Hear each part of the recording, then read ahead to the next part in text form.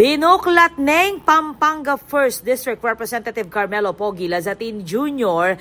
in kayang Statement of Assets, Liabilities, and Net Worth o SALN ngayong September 26 kapamilataning kayang Facebook account. Ing takbangay ti pakibatya king kulait ng House Speaker Faustino Boji D. III na amuyutan laring hanggang opisyal ning gobyerno lakwas na reng mambabatas na ipaluwal king publiko reng karelang SALN kay batlinutang ing alegasyon ning katiwalian at sabuatan king pilatan da rin pilang kongresista, kontratista at opisyal ning Department of Public Works and Highways o DPWH. Lalam ning batas, obligado lang magsumiti banwa-banwang SALN reng hanggang opisyal at empleyado ning gobyerno bilang sukaran ning transparency at accountability. Makasulat keti ing karelang kabilugang bandi, net worth at interes king negosyo at pinansyal. At tatandaan na niyang September 5, dineklara ng Lazatin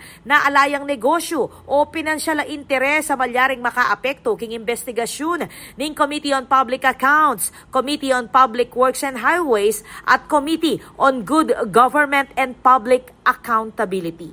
Ako po, Patricia Mamangon para King News Force Pampanga. Balitang tutuking balen, susuyo.